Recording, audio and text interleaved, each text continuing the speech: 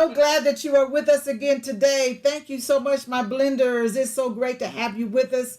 I see you. You see me? Okay. Well, I know that you've been following each episode and watching how we have been threading this needle during COVID-19.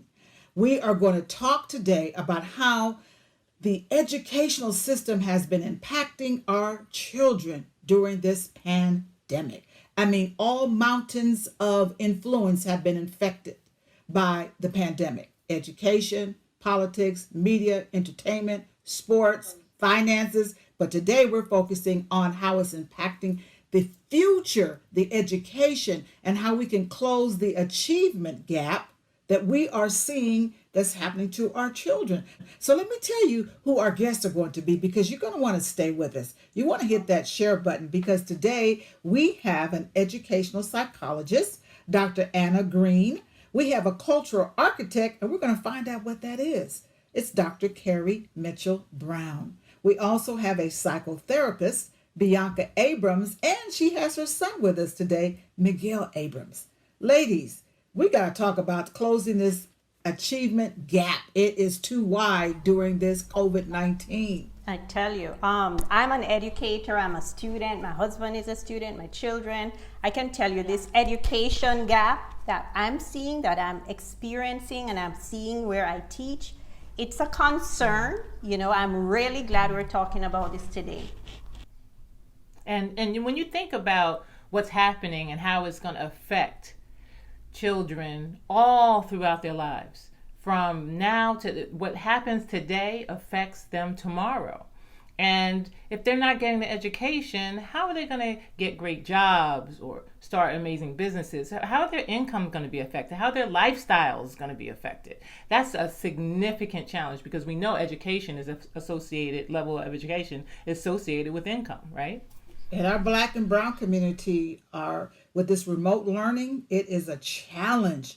And we want to know, how can we close that achievement gap? Because we don't want to see our young people, especially the males, going through this pipeline because they're dropping out of school. They're frustrated. They're stressed.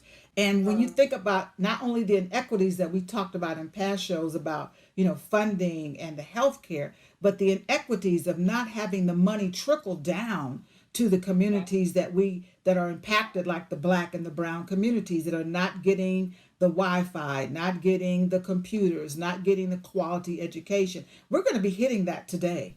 And associates them with their psychological and their mental, their physical health, right? Right. There's so much associated, because if they're not doing well, their self-esteem goes down. And we all know that if they don't feel good about school, they're not going to want to finish. They're not going to want to do the work. I don't know if you've heard, but there are even students who are no longer interacting with their peers and have gotten so isolated and depressed that they've started to commit suicide.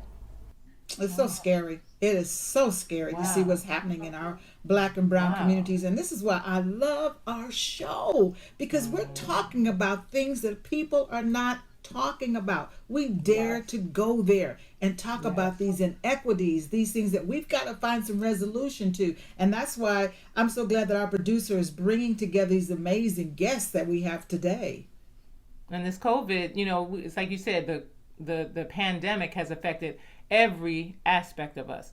But, the children, they're more vulnerable, right? Because they can't take care of themselves. They can't go out and search for jobs. They can't do the things. They're reliant on their parents. And so we've got to keep everybody healthy, everybody emotionally and physically prepared to do this. So the parents, being teachers, they've been so stressed.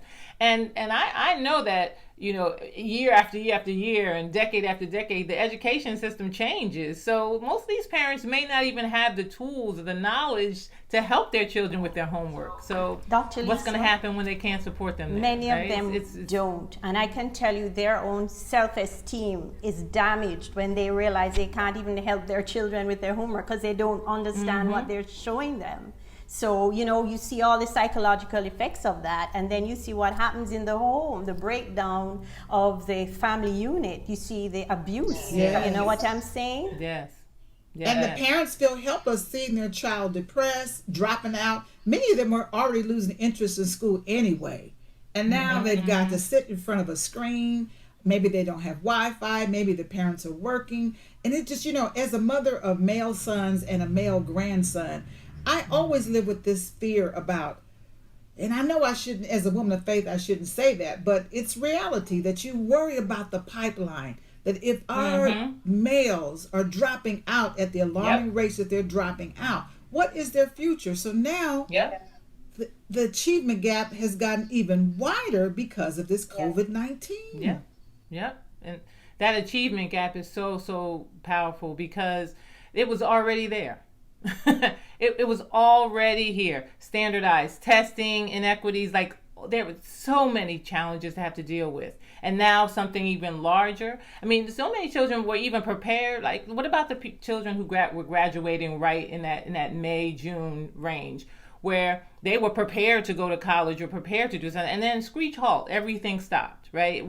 They had to change their lives, change their, and so again, we're looking at what's their future? What's the possibility for them when they work so hard and then they couldn't even take the first step toward now that we're talking about it, I'm starting to get a sense of what a cultural architect would do. It's about building. It's about building and rebuilding our culture unapologetically.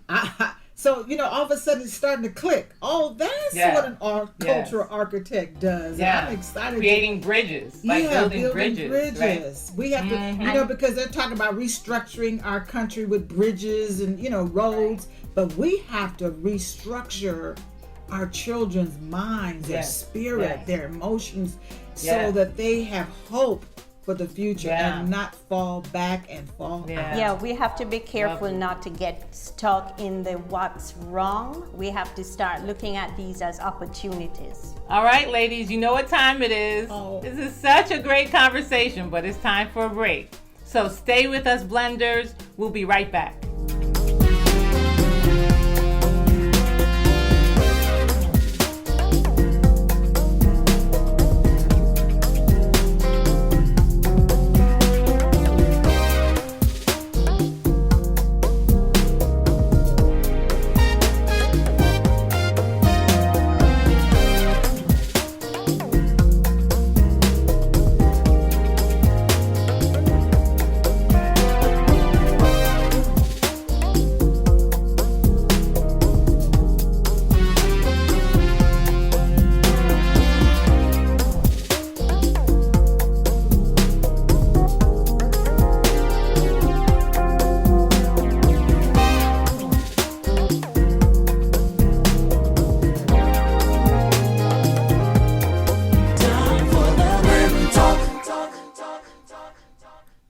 So welcome back. My lovely co-host and I have been talking about the unfortunate disparities of the educational system that we have been experiencing during this COVID-19 pandemic, which are really long-standing inequities. And ladies, can we just share some of our own personal experiences? How has this impacted you or your family or your clients? Well, I found one of the biggest challenges is that my patient base shifted from treating the parents to treating the children. Oh, okay. Oh my gosh, the parents are struggling so much. Children, their stress levels are through the roof. Their hair is falling out. Their GI tracts are just annihilated. The stress is so intense for them, and the parents just don't know what to do. They don't know what to do. And could you guess if the child is having these kind of physical challenge and emotional challenges, the parents are too, right? It's such a challenge because there is no solution out there. They're searching and the stress keeps compounding because one day they think they're going back and then they're, oh no, we got to stay home for another 3 months. Oh, the school's opening. Oh no, it's not anymore, right? And so there's such a pull and a tug, and there doesn't seem to be, like you always talk about the light inside the tunnel, right? Where's the light? Yeah, everybody's having to live with a lot of uncertainty, and that destabilizes a person's mindset, their habits, their behavior, and the family dynamics. And so, Dr. Karen, I know you probably hear a lot of things too from your clients Right. I mean, so talk about the rates of divorce, the rates of domestic violence, the suicidality rates. There are a lot more children now in therapy than there were before. There are parents that have never been to therapy before because they're now trying not to kill their children, and they're so frustrated, they're so depressed. But then as an educator, I've also noticed, we've seen in our institution, there is a difference in our students of color or students who would fall into this achievement gap that we're talking about area, where they're not coping as well. They're not able to keep going. Their support systems are not in place. We're having to work extra hard to keep them. Right. Like, just think about crowded households, right? You think about crowded households. Yeah. When will they study? When do they have time? You know, do they even have multiple computers?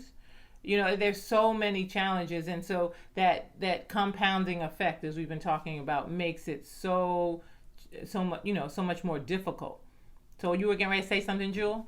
I was going to say, now that I'm a grandparent, I can relate now to a lot of grandparents that are raising grandchildren. And I know in our family, we call and check on my brother-in-law when he and his wife should be enjoying their retirement, but they're raising elementary school children, toddlers too. And we call, the husband will say, well, I'm the principal today and the wife is the teacher.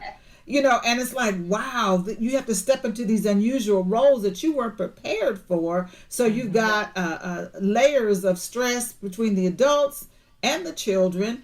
And we just keep pressing on. And these things are going to surface sooner or later where people are going to see that it has impacted them psychologically, spiritually, and financially. And it's a form of trauma, I believe, because of the uncertainty. Our lives were so disrupted, and children, they're not playing with their friends. I remember reading about an article that said in Salinas, which is in Northern California, where they found a lot of these children were going to Taco Bell to access Wi-Fi. And it's like, our children are trying to be creative and they want to stay in school, but a lot of them are going to probably drop out because in the urban communities, the resources are not trickling down and they're not getting the laptops and the computers and the Wi-Fi and even the tutoring. Because I know some people that can afford to have their children tutored so that they're not falling behind. But what about the parents that are working and they can't afford a tutor?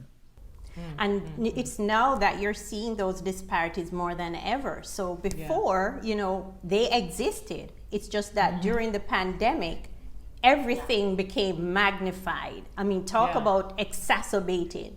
And so you're now having things that were difficult becoming crises. And when people are going through crises, they do unpredictable things. So there's just so much uncertainty, so much anxiety, so much, trauma, as you said. They don't know how to cope. And then we talk about trauma, right? Trauma on top of trauma, because we can't forget that these same children were dealing with the loss of family members, the loss of grandparents, the loss of parents. Like, they've been dealing with all this and they've had to bottle that up, because who have they been able to talk to? The parents might be grieving and other family members might be grieving. So how does that manifest? It manifests in not wanting to study, not being able to wake up, fatigue, all these other challenges, physical challenge, but it also manifests in them losing disinterest in school. What about parents of special needs children? I just thought of those. I mean, that was hard enough already, right? Yes, but what do you do when your special needs child is at home with you and they're not able to go to school and get that kind of special individual attention? What do you do? What about the special needs, the siblings of the special needs, right? Because that's another challenge, right? Because we need an environment that will support the healing, that will support the school work, that will support all of that. And since everyone could go to their respective corners, right? Everyone had their place. The children were in school and everyone was at work and everyone was kind of filtering through their world. Now everybody's locked into one place, right? And so that I mean, I think being able to go outside, spending time out in the yard, like doing, or for if you have a yard, right? Being able to get back out into the world and doing things that spark creativity and reflection and all the things to get them out of their world so that they can spend a little bit more time being themselves again, being not to children mention the school feeding program and how much parents depended on that so their children would be healthy and have the nourishment they need to learn, and then that's just cut. Gone. Yeah, I have a goddaughter who's a school teacher, and she said that that's an issue, that a lot of children, they came to school hungry and they depending upon the school for their nutrition. So they're missing out on education, fellowship, playing with children, playing with their peers, getting exercise, having structured time, and missing out on so much. And it's just heartbreaking to me. I have a grandson, and I think, and I have, nieces and nephews, and I think about, what is their future going to look like? And will they already had disparities already, and now they're going to fall back even further. So we've got to advocate for them, and I'm glad that we've got these guests that are coming up to talk about how we can resolve some of these issues and stay woke and not normalize this, because that's something I'm afraid that, when you have a constant stress in your life, constant trauma, you just start normalizing it, and you don't seek help, and you don't know that it could be different, it could be better. So it's great hearing everybody's experiences. There's so many layers to this epidemic, this pandemic, and the lack of resources in our educational system for our children. So that's why it's so important that you stay tuned with us, because my girl, Dr. Karen, is going to be coming up next, and she's going to be talking to an educational psychologist, Dr. Anna Green. You want to stay with us. Hit that share button. I see you. You see me. Stay with us.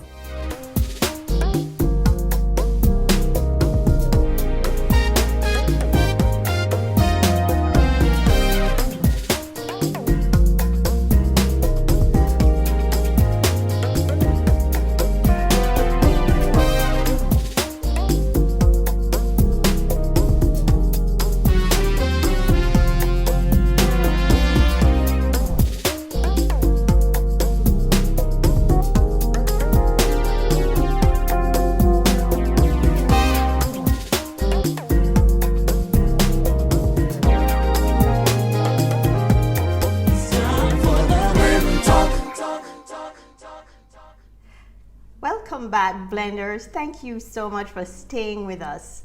Dr. Jewel, Dr. Lisa, and I have been discussing how COVID-19 has impacted the U.S. educational system. Now joining me is education psychologist, Dr. Anna Green. She's an educator, mentor, and scholar. She's a college professor, actually, and has been an administrator also for over 20 years. She's also the co-founder of Sisters of the Academy Institute. Dr. Green, welcome. Thank you so much for joining us today. When we hear education psychologist, not everyone understands what that means. Would you mind sharing with our viewers, what is it exactly that you do?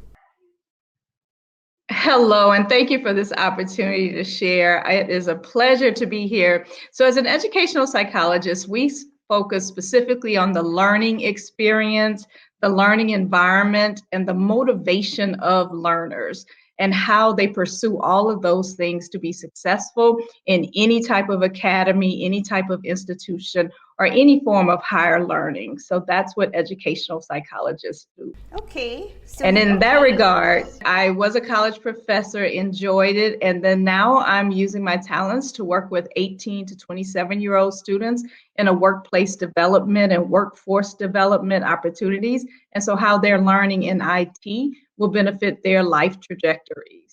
That's exactly what I was just going to ask you about. That was very interesting to see. And keeping all of those hats that you wear in mind, and the COVID pandemic, and how it has essentially exacerbated all of the inequities that existed already in the achievement gap of persons who are learning that may not have as many advantages. I'm wondering, from your perspective, what have you witnessed? Have you seen anything that is of concern to you that you would like to share with our audience?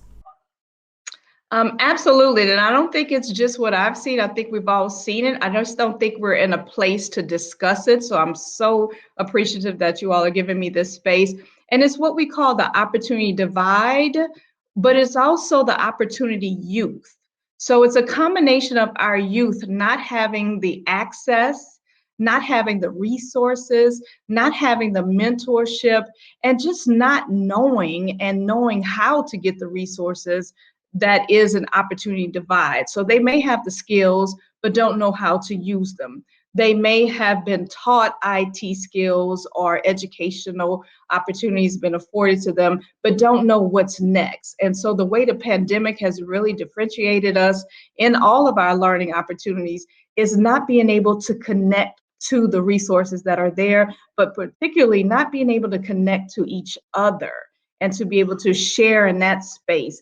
And we were already at a deficit in that, where some of us had opportunities and some took those opportunities. Some were afforded mediocre opportunities and made the best of it. And then others just did not have it within their communities to even seek it out. So I am so glad that we can talk about this. And I certainly want to add value where is needed. I'd also love if you would add, from a psychological perspective, what do you think what you just described is doing to the minds, the wills, and the emotions of the persons who are experiencing them? Absolutely. So when you think about having a difference versus a deficit mindset, so the mindset can be different as the way I see an opportunity, or the way I see education, or the way I see the lack of IT. Some of our youth, they unfortunately are coming from a deficit mindset where they don't believe in themselves, and then now being disconnected from their school friends, their peers, their teachers, their counselors.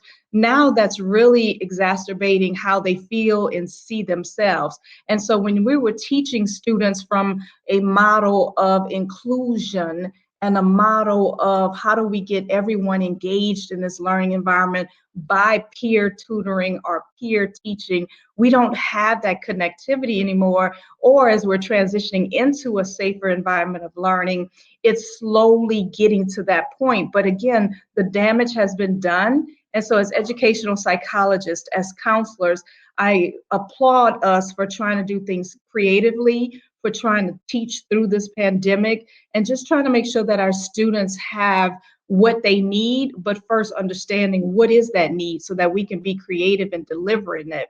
And so I have much advice to share with parents, to collaborate. And a lot of that advice really comes from just really what I call make space, take space. So let's make a learning environment within our homes the best way we can. Let's shift the directory and the intentions of a learning environment. It is our creativity that we can make the space whatever we need. And then the take space means then might be something that we have to collaborate with others in. There was some learning pods that were taking place, and I know not all of us can afford that, particularly minorities or who were already struggling, but you still can be creative in your sense if there's a way that you can have the mindset of difference and not deficit. So make space, take space, have those kind of opportunities. And then I'd also say ask and answer. So another advice would be ask for what you want. Seek those resources. Sometimes we may not know the exact questions, but we know our need. And so ask for that collaboration, ask for that connectivity, ask for those resources. And then the answer part is when we get those answers, let's do something with it, parents, or let's change our will to know that this is something different. So to get different, we have to do different. And that's what that pandemic is telling us right now. Dr. Green, everything you said is exactly what I would have hoped you would have. I really believe everything you said was practical, easy to apply, Blenders, viewers, I hope you understood what you were hearing needs to be recorded somewhere, whether it's your device, your notepad. This is valuable stuff. Thank you so much, Dr. Green. Blenders, if you want to get some more information from Dr. Green, don't hesitate to contact her. Also, you can go to our website. This recording will be there for you to watch over and over again. You can take notes if you didn't catch them a while ago. Please go to theblendtalk.com. There is so much there already. Now, we have a lot more coming up, so don't think that this is it. Yes, it's a lot, but there's more to come. In fact, our Dr. Lisa is going to be talking with a cultural architect. I know what you're thinking. What is a cultural architect? Well, the way to find out is to stay tuned. Don't go anywhere, because we're going to be right back.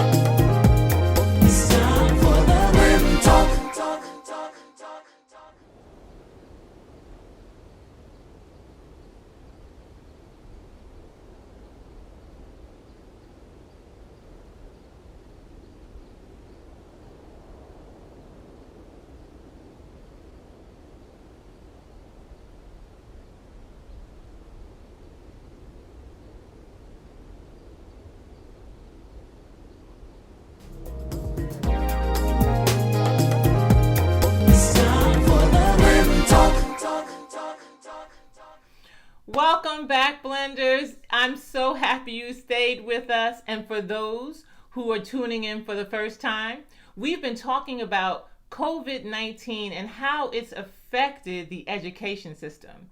And my co-host and I have had a chance to share our insights, and Dr. Karen just got an opportunity to interview Dr. Anna Green. But here we have a very, very special interview in store for you right now. Dr. Carrie Mitchell Brown.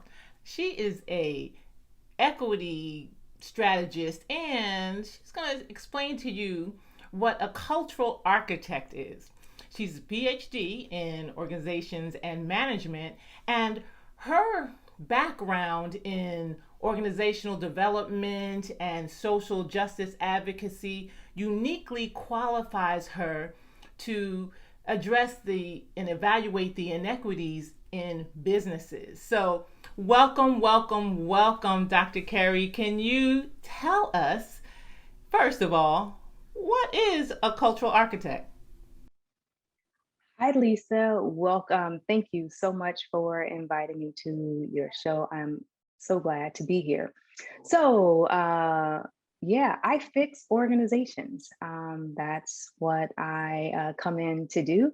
Organizations are not exempt from what I call the wicked problems of the world, such as racism, sexism, and all the other isms that you could imagine, and really working with them on bridging those gaps or contradictions from where they want to be and where they actually are.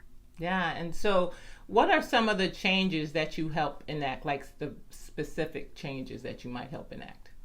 Sure. Some of the specific changes that I might help enact is to create a process for the organization to be on a journey for healing. Oftentimes, we are required to dismiss the harm that's been imparted on our minds, our Yes. bodies, and our spirits, and expect it to go to work as if Hmm. things are just okay. And we know that is not true. We know that that Yes. is not true. And oftentimes we are in systems that do inflict some of that harm. So working with organizations to create a culture to eliminate it, to minimize it, and for it not to happen, to reinforce what's happening in the outside world. I love that because I feel like we're kindred spirits. You do for the organization what I do for the body, but it's so interesting because those challenges, those problems, those stressors show up in the body and then they end up in my office, right? Because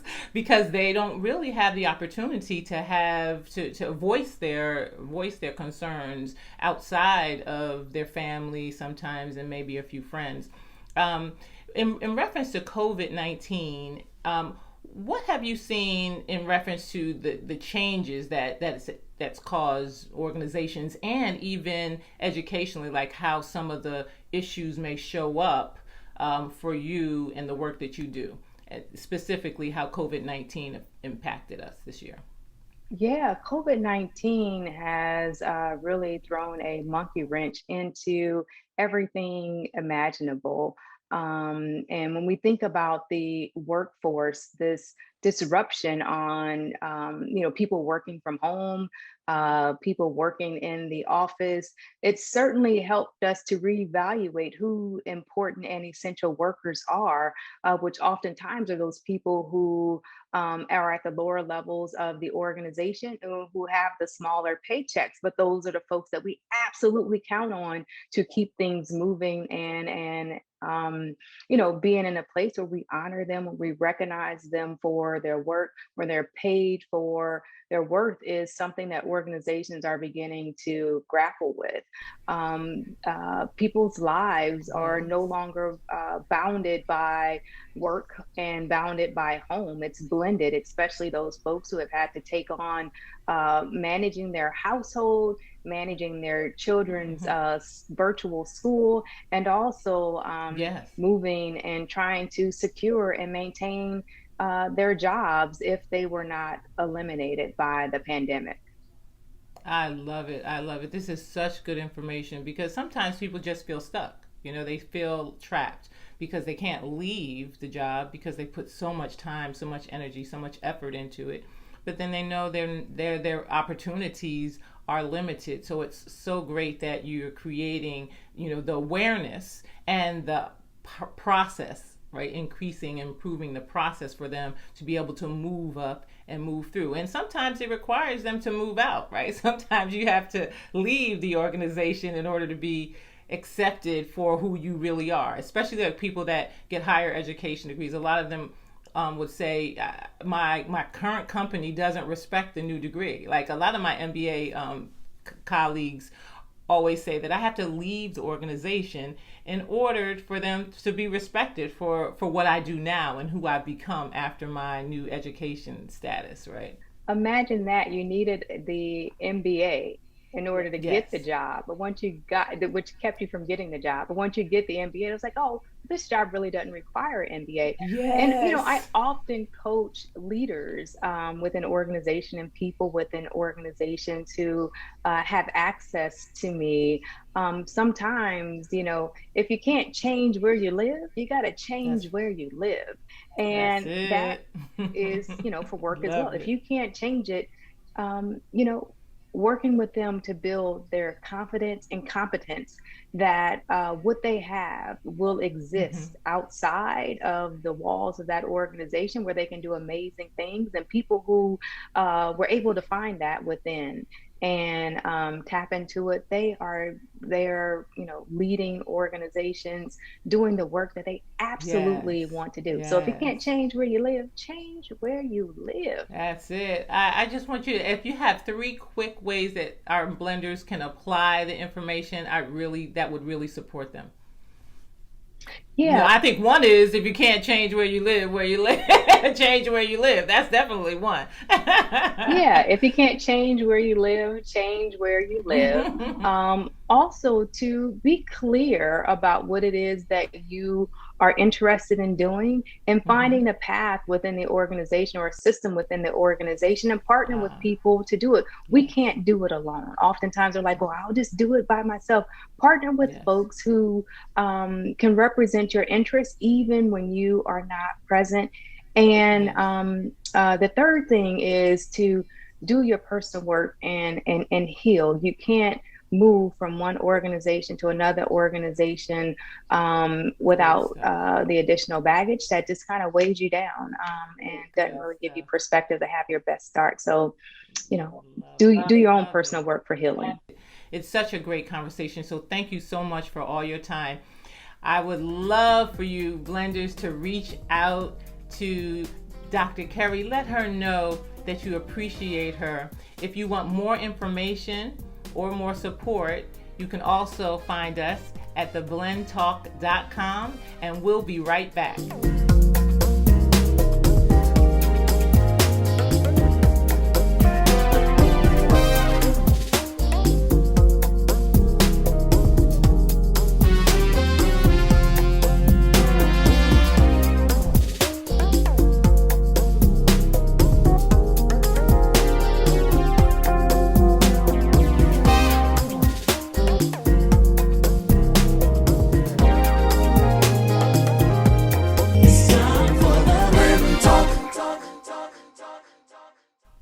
Welcome back, everyone. We're so glad you decided to stay with us. We are very excited to welcome our special guest, mother and son duo, Mrs. Bianca Abrams and her son, Miguel Abrams, to our Blenders View segment. Bianca is a clinician and a consultant. She's a licensed professional counselor and a national board certified counselor with an MA in school counseling. Miguel, Bianca's son, is a 7th grader at the Ron Clark Academy. He's a curious, entrepreneurial, and techie scholar. Bianca and Miguel, welcome. Thank you. Thank you for having us. So excited to have you, Bianca. We would like you, because of who you are and the family you're raising, and especially because of your expertise in the area of mental health, share with us, if you wouldn't mind, what you believe the pros and cons of distance learning from your own home has been like, especially during the COVID-19 pandemic. Yes. So, as you mentioned, being a mother who works in the mental health field, this was challenging for everyone. I'm equipped to handle crisis and respond to all sorts of needs. And so immediately I tapped into, okay, so what do I do and what do I provide for my clients and how do I bring that into the home? And so we started with the basic needs, right? How do we maintain safety? How do we maintain our health? Getting up every morning, meditating, making sure that we're getting out, having fresh air, sticking to a routine, providing that structure, and ensuring that our home is very similar to the academic environment. And not only the academic environment, but how do we address the whole child? Socially, emotionally, and academics. And so just making sure that my own children, along with my village, that we had the resources that we need. So anything that I was able to obtain, I would share that with my village and my friends, along with my kids. And, it was tough in the beginning, but, we pushed through it. We were able to ride that wave and thrive on the other side of that. And I think as you will listen to Miguel's story to see how he really tapped into some talents and his aptitude throughout this process, not only allowed him to grow, but also provided me with insight and skills that I didn't know he had. So, I knew that he had a love for technology, but I didn't know the depth in which he knew, right? I mean, like, how was he able to build a PC during a pandemic? I had never built a PC before. And so things like that really opened my eyes to see him in a different light. When, before the pandemic, he would go to school, and I knew that, and I entrusted the school that they were, instilling and providing him with the standards and the curriculum. But I actually got to see it being applied here in the home. So seeing his tech skills, also seeing how he was able to navigate and stand up and be a leader amongst his friends and his classmates. It was just a joy as a mom. And so I'm excited that I was able to use those skills and share it with other people. And I'm just looking forward to next steps. Like, how do we come out of this pandemic? How do we transition back into our environments? Because there was a lot of time that was left. And I also recognize as a therapist and as an educator that there are individuals who may not have had the access and opportunities. And so how do we create those opportunities? I like to say not at risk, but at promised students who didn't have that consistent internet or consistent access to computers. Like, how do we instill and make sure that there are learning opportunities in the summer and additional time during the school year to catch students up so that they don't fall behind? So as a mom, as a parent, as a community leader, there's work for us to do. And I know that there are ways that we were able to thrive, and I would like to be able to share that with others so that they can also thrive as well. This is so good information, such good information. So when you think about the skill sets and all the opportunities that you have, and you talked about those who may not have access, have you had an opportunity to tell us about like what you've been able to do to create some action steps or some things that or because we know you raised you're raising an amazing son, right? What would you tell some of the parents, right, that may not have as much access, or may not have the skills, may not have the internet and the computer and all of that? How would you help them bridge that gap? Resources, really sharing those resources. I know that not only the school system, but the government, they are providing opportunities because they understand that there were missed opportunities. So just sharing with parents what resources they have available, and also ensuring that, if there's summer opportunities, there's tutoring being involved, if there's access to food and things of that sort, like really being able to ensure that they know about it and they take advantage with those opportunities. And oftentimes it's just that people may not have the information, they may not have it right at their fingertips. So making sure that, just being a resource to others. So when I come across resources, that I can share that with others. And a lot of what you're doing reflects in the home, but outside, the work that you're doing with other children and the counseling and the support. Can you tell us a little bit about what you're doing outside the home? Because I think that's just fascinating work. Yes. So outside of the home, we tried to make sure that we were taking daily walks. Like for lunch, right after lunch, we would take a daily walk. And so that would allow us to get some fresh air and still practice that social distancing. We also incorporated meditation during that time. Like, when things are coming at you so fast and you're not certain on how to move, right? Sometimes you just have to center yourself. So we did a lot of meditation, a lot of walking, and Miguel actually, and I'll allow him to share a little bit about his service project along with his business that he started during that time, because those were things that I think were kind of created during the pandemic that may not have had the opportunity to happen had the pandemic not occurred. So Miguel, do you want to touch on that a little bit? Yes, there are two businesses that I started. One that helped during lunchtime. I actually went out and I walked dogs. I had a couple of dogs in the neighborhood that I walked, as well as the main business that I did was car washing over the summer. So weekends, weekdays, every day I didn't have summer camp, I'd go out and I would attempt to wash cars. Well, I didn't attempt. I actually washed cars, and it was super fun because especially in the hot heat, you get to play with water. As well as when I was out there, I had a goal, which was to get enough money to get parts to build my very own computer. So the car wash was really fun helping.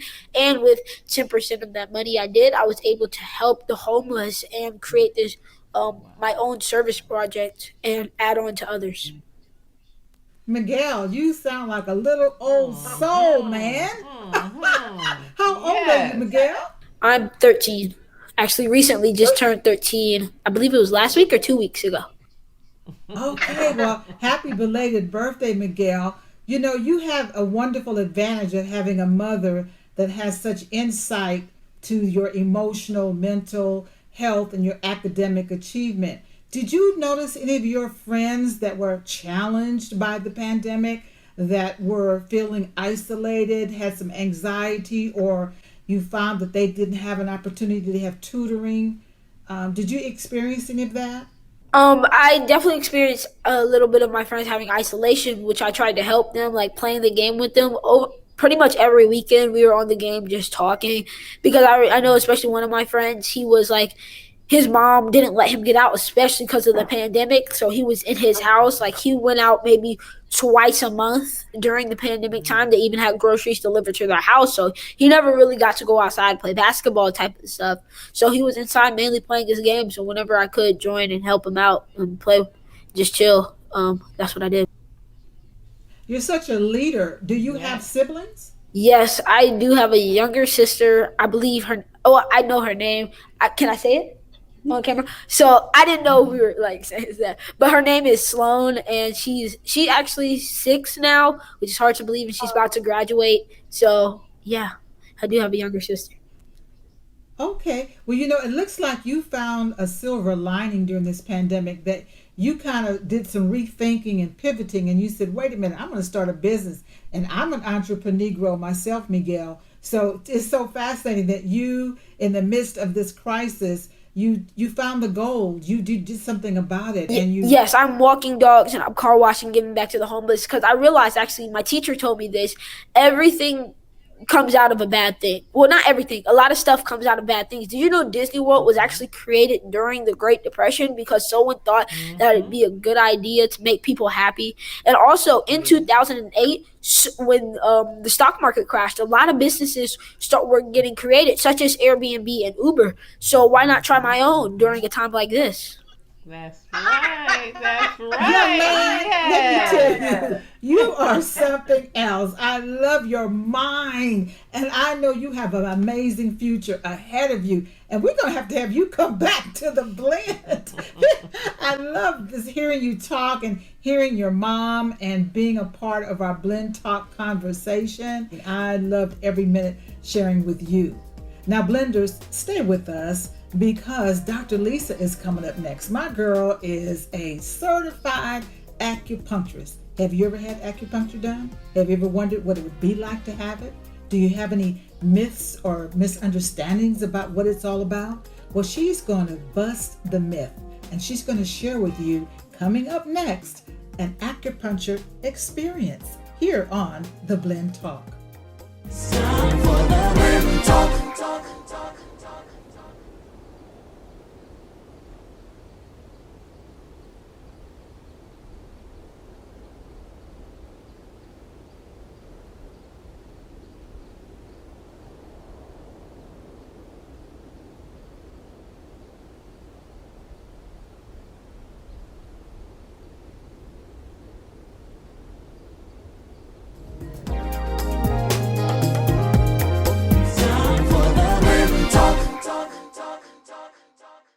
Hello, Blenders. Welcome back. This is the NEMA segment. Again, nutrition, exercise, meditation, and attitude. And today we're going to talk about acupuncture. I'm going to help you to dispel some of the myths around acupuncture, to help you understand what a real acupuncture treatment looks like. You'll be able to see that. And to get you to hopefully be curious enough to go out and try it. So acupuncture is one of those very ancient forms of medicine. It's been around for 3,000 to 5,000 years. its basis is in traditional Chinese medicine, but it's known as far back from, it's in the hieroglyphs. And so the key is understanding like how it works, what it does, and what it can be used for. So acupuncture uses energy, which we call qi, to help move this energy, balance this energy through the system. And that's what you might have heard, the yin and yang. That's what that's all about, balancing. And so what we do is we choose particular points to either take energy from places where you have too much, which we call excess energy, and move it to places where you don't have enough energy, which we call deficiency, right? And that's where that balance comes from. So we use really thin, I don't know if you can see this, right? Really thin acupuncture needles. They're stainless steel and they're very sharp. They puncture the skin very, very quickly, very easily. And most people, that's the thing that most people are most concerned about. They're most concerned about the needles because they're a little afraid of needles because they think when they hear needle that they immediately think of that hypodermic needle, the one that people use to draw blood. But it's completely the opposite. They're pretty much painless. I can insert 10 needles at some point, maybe 15, almost get through a whole treatment. And patients won't even know that I inserted needles. Other than the fact that I have to press their skin where I insert the needle, they wouldn't even know needles were in. So in most cases, it's the concept and the fear of the pain and not understanding the process that stops people from using it. And it's so ancient, the system is so well studied and so well understood that we use these system called meridians. And these meridians, they run along through the body and they help us to choose points that are related to specific functions. And each of these points along a meridian is probably like 200 plus points, have multiple functions. So that's how we choose which points to use. And we use pulse and tongue diagnosis to help you understand what's going on. So in essence, I wouldn't even have to have a conversation with you, not even speak the same language. I can check your pulse, look at your tongue, and see exactly what I need to do for treatment. It's very, very powerful. Now, is it safe? Oh my gosh. As long as you're using a licensed acupuncturist, it is not just safe, it is ultimately one of the most effective forms of balancing and bringing the body back into balance that I've ever experienced. It can treat so many physical conditions. Right now, the basis in the United States is to use it for pain. But there's so many physical conditions that would benefit from acupuncture that I think if most people understood the power, they would run to an acupuncturist. So things like headache, of course, especially migraines, but mental emotional imbalances, depression, anxiety, fatigue, female challenges, hormonal imbalances, fibroids, painful menses. It treats those very effectively, heavy menses, things of that nature. Then when we talk about the general diseases, what we call chronic diseases, high blood pressure, high blood sugar, like heart disease, so many physical challenges, arthritis, immune imbalances. It is one of the most effective forms of treatment, and it can be added to other forms of treatment. So you don't have to choose acupuncture and stop using the other forms of therapy. You can use it along with multiple forms of therapy. So is it safe? Yes. Is it painless? Basically. I think I've piqued your interest a little bit, right? The goal was to just give you a good idea of what it looks like and what it might feel like and the benefit that you can receive from it. So try it, see what it feels like, and let us know back here on The Blend how it felt and what kind of benefit you got from it. All right, so I'll see you soon.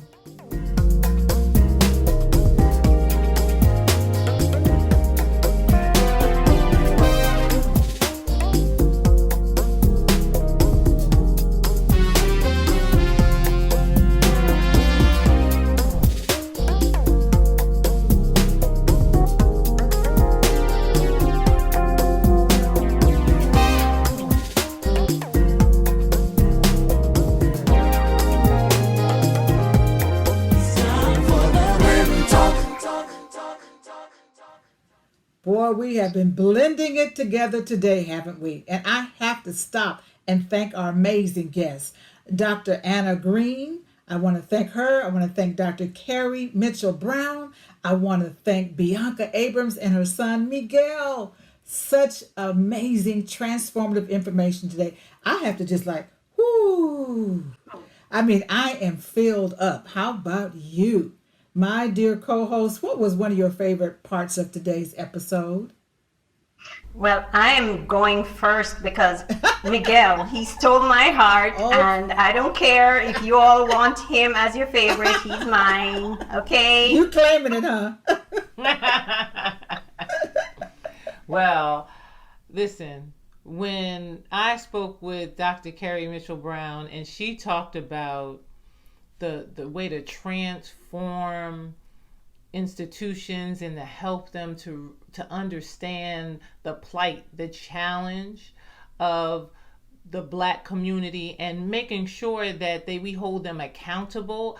I was amazed by her content, and this is just something that every company, every institution, everyone needs. It was not for a small, it was for everyone. And I just so appreciate her. I wish we had more time. I know. You know, and as a mother of a Black man child, just to watch a mother and son interacting and to see the pride that she had of her seed, her son, to see him talking gave me so much hope for our future, even though there's a lot of dismal facts about the achievement gap, even though there are a lot of inequities. He gave us an opportunity to see a brighter side. There is a light at the end of the tunnel. And that was very encouraging to my soul. And so I want us right now to move into our breathing exercise because, you know, when you take in so much information, you never know where it's going to land. You never know how it's going to trigger you. I don't know what you're dealing with, my audience, but we are here to support you. We are here because we see you. We're here because you are us and we are you. And so let's just breathe together and relax and let go of any tightness in your neck, in your face, in your chest, in your back. Let's just do a couple of breathing exercises. Won't you join me? And let me say before I go into that, I thank you for always sharing. I thank you so much for subscribing. I thank you so much for telling everybody about the Blend Talk because we need you. We really need you. Please do not underestimate the power of sharing what we are doing here. It's for you, by us, for you, okay? So let's take a deep breath.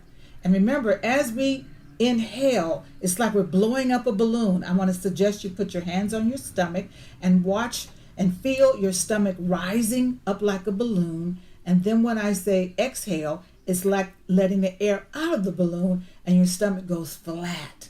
And the goal is to get it as flat as you possibly can, letting out all the stress, letting out all the carbon dioxide, realizing that as we practice good deep breathing, it helps you in so many ways. Lowers your blood pressure, helps your heart rate, it helps to get rid of stress. It is an amazing, simple exercise. So here we go. Let's take a deep breath in and blow up that balloon. Exhale. Yeah, Dr. Lisa. Yeah, Dr. Karen, you're doing it with me. Let's do it one more time. Let's blow up that balloon and envision yourself doing a sunrise. The sun is rising as we inhale all of that wonderful new air. Exhale. Maybe next episode my stomach will go a little bit flatter. That's the goal. But you know what? I thank you for being with us today. Check us out. Share with everybody. We're on all social media platforms. We love you. We appreciate you. We see you. And guess what? When you leave your comments, we read every single one. They are precious jewels and nuggets to us. We want to know how this show is impacting your lives during this pandemic. So don't be shy. Let us hear from you. Let us know how you feel, okay? As we close, remember, I am Dr. Jewel Diamond Taylor, and on the Blend Talk, I represent the spirit. And I'm Dr. Karen McGibbon, and I represent the mind. And I'm Dr. Lisa Lewis, and I represent the body. And together, we are the Blend Talk. Thank you so much. See you next week. Wakanda love. Mind, body, and spirit. Spirit. Effort to make you whole. Coming together to heal your soul. Heal your soul. Come to the Blend Talk. Ladies. Mind, body, and spirit.